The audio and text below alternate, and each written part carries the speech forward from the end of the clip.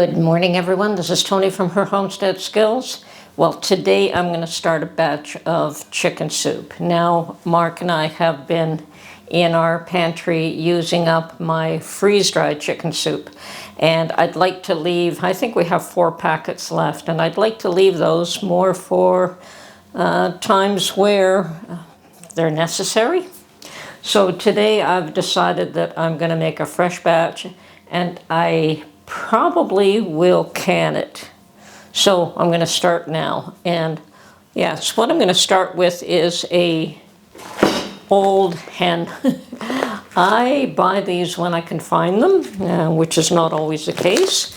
They definitely make the best soup, chicken soup that you could make. So it's an old hen that's probably, past laying. And usually you can get them for a pretty reasonable price as well. So I vacuum seal them, put them in my freezer, and they last a long time like that. But today I'm pulling it out, and I'm going to start a batch of chicken soup. So the first thing I'm going to do is just put this in a pot with water and simmer it, and simmer it, and simmer it until the meat is somewhat tender, and I can pull it off the bones, because we do want to remove all the bones. Looks like my bag has done a good job of keeping it frozen there. Okay, there we have it.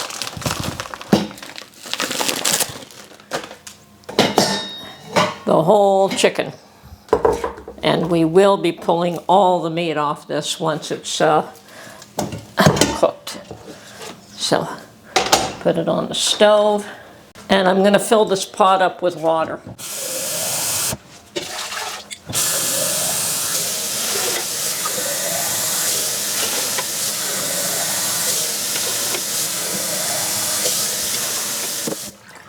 Now I could add an onion, and I could add some salt, but at this point all I want to do is simmer this hen until I can pull the meat off, and then we'll add things later. If I add things now, it'll make it more difficult to strip this bird of its meat. So just gonna wait till it comes to a boil, and when it does, then I'll set it to simmer for an hour, somewhere in that range. I'll test it to see if I can pull it out at that point.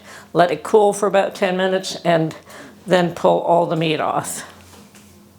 Okay, so while my chicken is boiling, I'm preparing some vegetables. Now, I wanted to do curly cut, but I don't have the tool for that.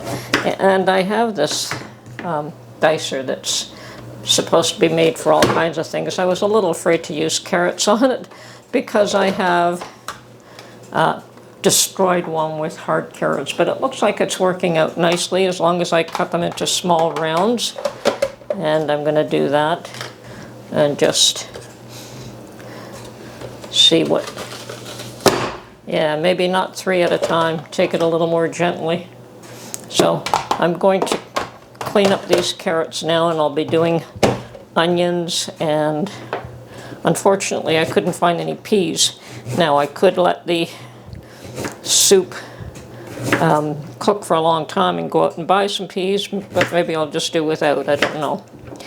Usually I have peas in the house, but for some reason we are out.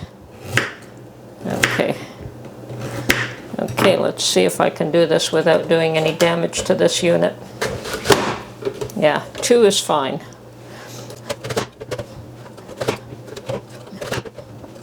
So potatoes, onions, carrots, and I have dehydrated celery, and I have a little bit of mushrooms, dehydrated mushrooms. I also have some green beans, and maybe I'll just put a few green beans in there as well. That's not salt, not a lot, but just a few. Okay. Yeah, I think those carrots are too hard. You shouldn't have any trouble. Like last night, I broke one of the blades. Still usable, but good, we're almost done here.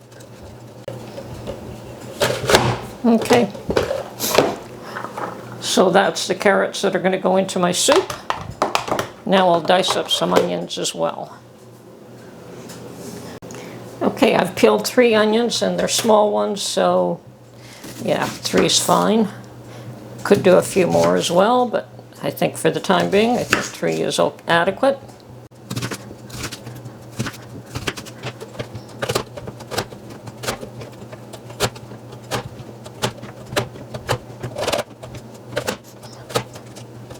Okay, and there we have it. A whole tray full of onions and carrots, ready to go. I have a pint jar of corn. That'll go in my soup. I also have some freeze-dried celery. I'll be breaking some of this up and putting it in. I have a few dehydrated mushrooms. I won't be putting much of those, but I will be putting some. Now, if I need more meat, I have chicken thighs that I canned in 23. I may or may not use that, but I have it available. As well, I did find a couple of jars of beans. Put these in a bowl. As I said, I'm just going to use a small amount of those. Okay, there was one last item that I cannot forget is potatoes. So I have washed 4 medium-sized potatoes, and they too will go into this little chopper and cut them down a size. Yeah, that's about right. I'm quite happy with that, so let's just continue along here. I'm just cutting these into slices, so they don't have to be really thin because the potatoes don't have to be all that tiny. And they just will be cubed anyway.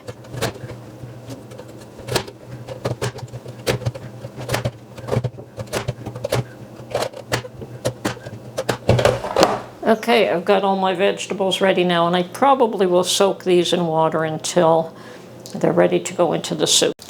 Okay, so I have pulled out the chicken and I have deboned it, and I already have the drumsticks back in the pot. I'm also leaving the chicken wings, you know, cutting them up into pieces and putting them back in, at least the 2 joints, not the third one. And I've cut up the meat white and dark, and it doesn't seem like enough meat to me, so I'm also pulling out one of my canned thighs, and I'm going to cut that up. So first I'm going to put this in the pot. Okay, so I'm definitely going to cut up at least one of the canned thighs, perhaps even more than one, but debone it. As you can see, it's already cooked because it was canned. Actually, one should be enough because I have quite a number of thighs in this jar. It wasn't just one single one. Okay, so let's take out the bones. Now, I may not put this in right away considering how well cooked it already is. That's it. Got as much meat off these thighs as I did off that whole chicken almost. Okay, so I'm just going to cut this up a bit. And it will go in just before we can everything up. Yeah, I think 1 jar will do it. Okay, that's good. So I have all my mixed vegetables here, and I want them to cook, oh, maybe just for about 5 minutes or so. They don't really have to cook for very long because we are canning everything. And when you do that, it will also cook. But let me turn the temperature back up, get it up to a boil, stir everything nicely. I also have some potatoes that I've cut up,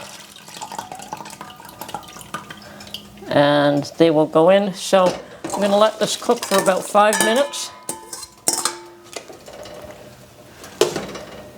And I'm going to add a little bit of salt,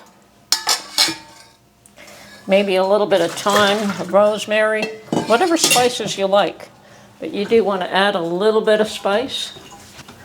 Okay, I'm starting off with 6 quart jars here, and I didn't really allow this to cook too much longer after I put the other meat in.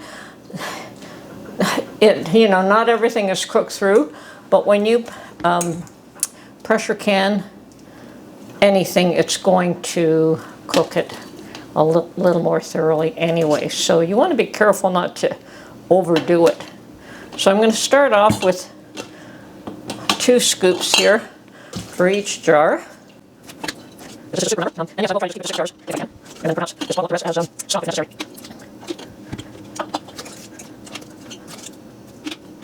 I think we'll use about half full, so I will get a little bit more in the earlier jars.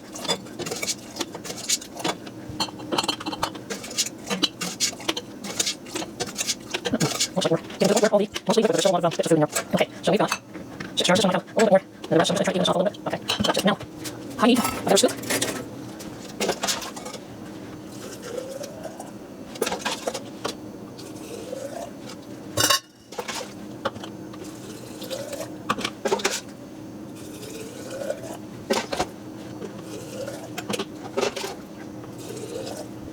Okay, we'll swallow a little bit so we can fill these jars right up. So, quarter of an inch from the top.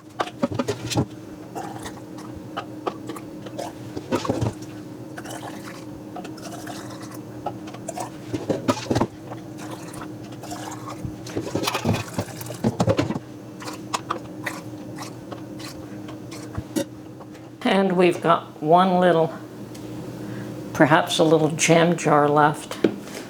I'm not going to bother to can that one.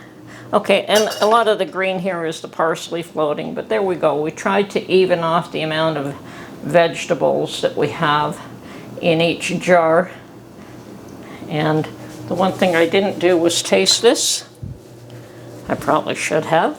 Let's see. Definitely could use more salt, so I'm going to add a little bit to each jar. About half a teaspoon.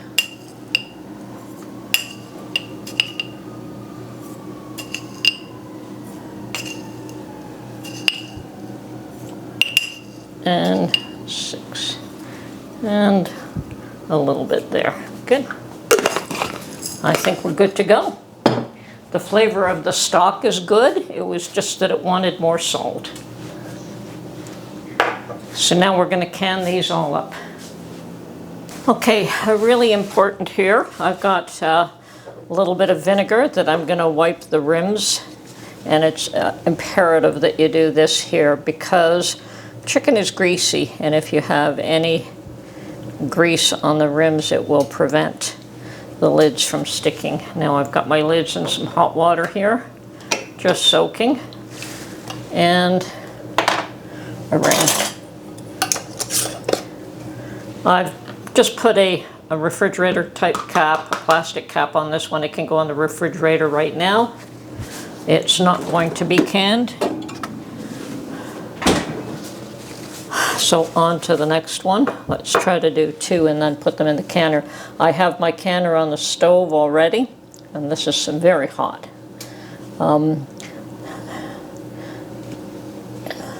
The canner has 3 quarts of water, maybe a little tad more. That is what this particular canner requires. So it's specific to each canner, so you make sure that you do what the manufacturer recommends in that respect.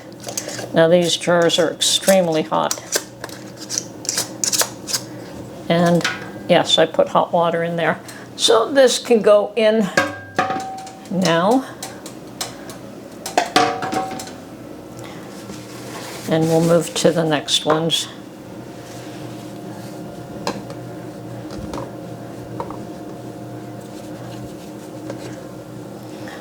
Now it is the rim that's important here.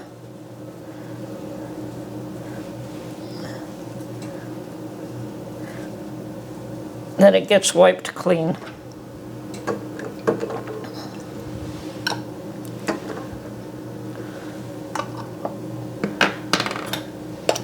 So this will be,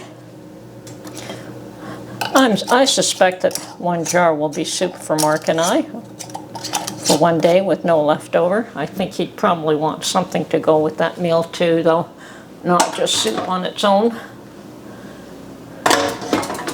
Okay, 2 left to go. Okay, I've got everything in my canner now, and there's a few rules, I guess, that you should make sure that you consider. If you're putting hot jars into a canner, you should start off with hot water in the canner. Number 1. Number 2, the amount of water required in the canner is dependent on the manufacturer and the size of the canner. Always make sure you know how much water you need in your canner. You know, once this is popped up, it's locked. So the pressure is locking in. This is the air vent, which you have to vent for 10 full minutes. Once this is locked, you know that your air vent is working. I can feel it. I can't see it, but I can certainly feel it So I'm going to set my timer for 10 minutes here. Okay, so once it is vented for a full 10 minutes, I can put my little weighted gauge on the vent here, and that will take it up to about 10 pounds pressure. That's what I've got it set for, because my altitude is below 1,000 feet. Now, if you're above 1,000 feet, you have to adjust probably to a 15-pound pressure. And because I have meat in quart jars, I have to, once I put the little pressure gauge and it's reached 10 pounds, I have to can this for a full 90 minutes in quart jars. If I had put it in pint jars, 75 minutes. So that's the rule. Okay, I see that I've reached 10 pounds pressure. My little gauge is rocking back and forth at the right speed. I'm going to turn down my temperature a little bit because I don't need it to be that high. You know, it'll go a little higher. But the temperature will maintain, lowering the temperature will maintain this pressure. So I'm leaving it at that. Now I set my timer for 90 minutes. Okay, my 90 minutes are up. They've concluded. So all we do at this point is that we turn off the stove, we turn off the timer, and we wait. We wait until all the rocking stopped, that the pressure has gone down to 0, and we do not try to remove the lid until there is absolutely no pressure left. The little lock button at the back also drops at that point, and you know that there's no pressure left in there. Then you can open this. Okay, my air vent lock has dropped, and that's that little button at the back. I could actually take this off now and you wouldn't hear any sizzling pressure coming out. So I can remove the lid now. And lift it up and away from you so you don't get steam bathed. Okay, now I'm going to take the jars out one by one. Here we go.